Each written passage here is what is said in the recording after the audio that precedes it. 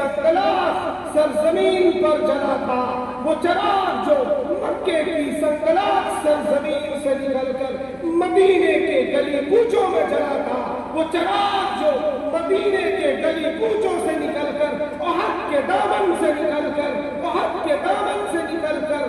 Baghdad پہنچا تھا اور بغداد کو روشن کیا تھا، وہ چراغ جو بغداد سے نکل کر نیل کے ساحل سے ہوتے ہوئے سمرقند اور بخارا میں پہنچا تھا، وہ چراغ جو سمرقند اور بخارا اور ماوراء نہر سے نکل کر افغانستان کی سرزمین پر پہنچ کر اس کو روشن کیا تھا، وہ چراغ جو وہاں سے نکل کر سندھ کی سرزمین پر اور وہاں سے ہندوستان کی سرزمین پر اور ہند سے نکل کر دلی کی سرزمین پر جو چراغ جل رہا تھا، جو چراغ 1857 کے غدر کے واقعے کے بعد ٹمٹمانے لگا تھا، گل ہونے لگا تھا، اس کے 10 سال کے بعد جس چراغ کی بنیاد دارالعلوم دیوبند میں 1866 میں رکھا گیا تھا، وہی چراغ آج دلی کے اس گلی کوچے میں جل رہا ہے۔ اس لیے یہ معمولی نہیں ہے، اپنے بچے کو قرآن پڑھاؤ، اپنے بچوں کو قرآن سکھاؤ، یہ آپ کے ایمان کی ضمانت دینے والے مکاتب ہیں جو آپ کے ایمان کو بچائیں گے، آپ کے بچوں کے ایمان کے تحفظ کی ضمانت دیتے ہیں۔ اس لیے ہم اپنے بچوں کو ان مکاتب میں بھیجنے کا کام کریں گے انشاءاللہ۔ ایک اور بات سمجھانا چاہتا ہوں کہ ہم مسلمان پڑھائی پر دھیان نہیں دیتے، ایجوکیشن پر دھیان نہیں دیتے۔ ہمیں جب کہا جاتا ہے، میں بات کر رہا ہوں اب قرآن کریم کی تعلیم کے ساتھ ساتھ انگلش کی، میتھمیٹکس کی، سائنس کی اور جغرافی کی، ان تعلیمات میں بھی ہم لوگ بہت کمزور ہیں۔ سچر کمیٹی کی رپورٹ کے مطابق ہم سے بہتر دلت ہیں، وہ ہم سے آگے جا رہے ہیں۔ ہمارا لڑکا جب جوانی کی دہلیز پر قدم رکھتا ہے تو سب سے پہلے وہ کتابوں کے بیگ کو پھینکتا ہے اور پھر وہ آزاد ہو جاتا ہے۔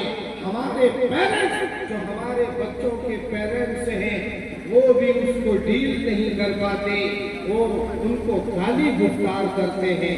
اپنی اولاد کو سینے سے لگاؤ اور جب بچہ آپ کا بالغ ہو جائے، تین ایج میں چلا جائے، یعنی 13، 14، 15، 16، 18 سال کا آپ کا بچہ ہو جائے تو اسے سینے سے لگاؤ، پاس بٹھاؤ، ان کے سر پر ہاتھ پھیرو، ان کے پیٹھ پر ہاتھ پھیرو، دور نہ کرو۔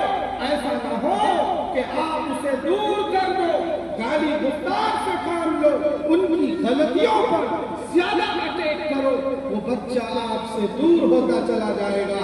یہ تربیت کا راستہ نہیں ہے۔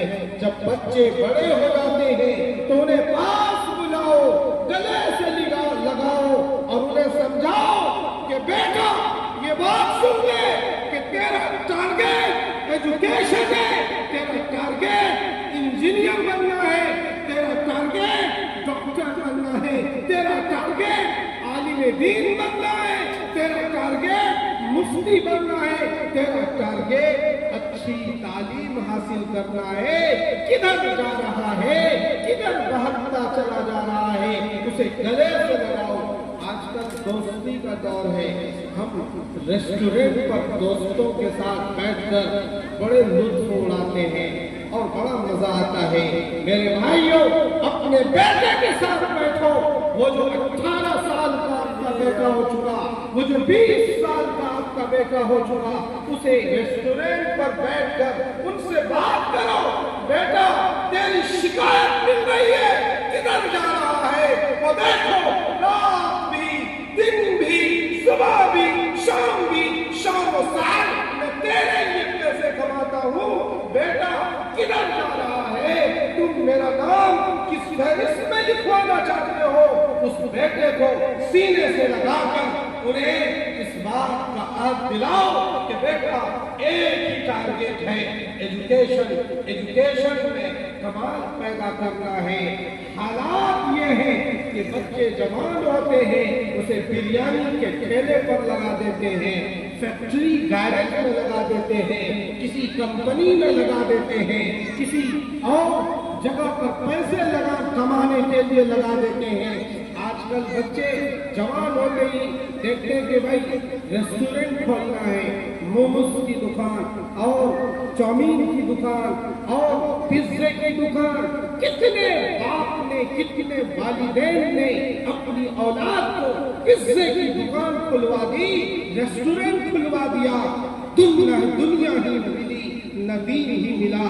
ایسے حالات بنتے ہیں کہ جو پیسہ لگایا تھا وہ سب بھی مائنس پلس ہوتے سب برابر ہو جاتا ہے۔ بیٹے سے کہو بیٹا پہلا کام ایجوکیشن میں کمال پیدا کرنا، پڑھائی کرو، تیرا مقصد پڑھائی ہے۔ جو قوم ایجوکیشن میں آگے نہیں بڑھتی، جو قوم تعلیم میں پیچھے ہو جاتی ہے، وہ قوم مردہ ہو جاتی ہے۔ اس کو اپنے حقوق مانگنے کا شعور بھی معلوم نہیں ہوتا۔ اس لیے اپنے بچوں کی تعلیم کی فکر کرو، دنیا کی تعلیم کی فکر بھی کرو اور دین کی تعلیم کی بھی فکر کرو۔ دونوں جہان ہمارے لیے بہتر ہوں گے، دنیا بھی بہتر بنے گی، آخرت بھی بہتر بنے گی۔ اس لیے ایک طرف مکتب میں بھیج کر قرآن کریم کی اچھی تعلیم حاصل کراؤ اور دوسری طرف اچھے اسکول کا انتخاب کر کے، اچھے کالجز کا انتخاب کر کے اپنے بچوں کو اچھی تعلیم پر آمادہ کرو، اپنے بچوں کو پڑھاؤ۔ لیکن ہمارا حال یہ ہے پڑھائی کے نام پر ہم سب غریب ہو جاتے ہیں۔ پڑھائی کے نام پر میں بھی ادارہ چلاتا ہوں، میرا بھی مکتب کا مدرسے کا نظام ہے۔ میں نے ایک بچے اور بچیوں کے لیے 2 پارے کے حفظ کا نظام کا مشن چلا رکھا ہے کہ اسکول کا ہر اسٹوڈنٹ، اسکول کی ہر لڑکی، اسکول کا ہر لڑکا 2 پارے کے حافظ ہونے چاہیے، تاکہ وہ قرآن اسی طرح پڑھے جس طرح حفاظ قرآن پڑھتے ہیں، جس طرح علماء قرآن پڑھتے ہیں۔ یہ مشن چلا رکھا ہے۔ ہم اپنے بچوں کو بھی ایک طرف مدرسے سے ایسی تعلیم حاصل کروائیں، مسجد میں بھیج کر یا مکتب میں بھیج کر اپنے بچوں کو ایسی تعلیم دینے کی کوشش کریں، اور دوسری طرف جب اسکول میں بچہ پڑھ رہا ہو تو اچھے اسکول کا انتخاب کریں۔ لیکن جب ہمارے سامنے لوگ آتے ہیں، ٹیوٹر کو دینے کے لیے پیسہ نہیں ہوتا، اگر کسی میتھمیٹکس کے ٹیوٹر نے 1000 روپے فیس کا مطالبہ کر لیا، بھائی نہیں، فلاں گلی میں تو 700 روپے لیتے ہیں، 500 روپے لیتے ہیں۔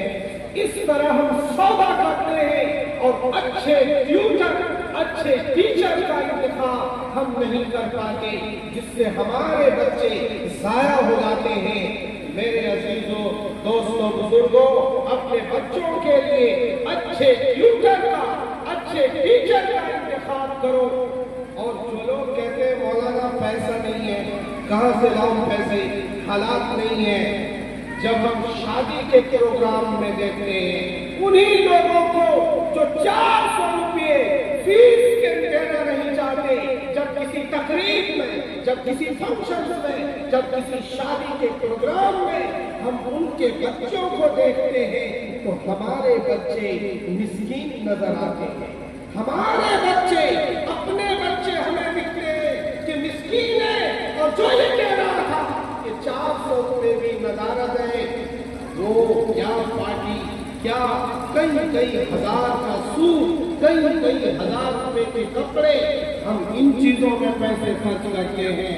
اے لوگوں، ایجوکیشن میں کمال پیدا کرو، اپنی نسل نو کو گھر میں سمجھاؤ، اپنے بیٹے کو بٹھا کر، اپنی بیٹیوں کو بٹھا کر کہ بیٹا جب تو اسکول جا رہا تھا، جب تجھے میں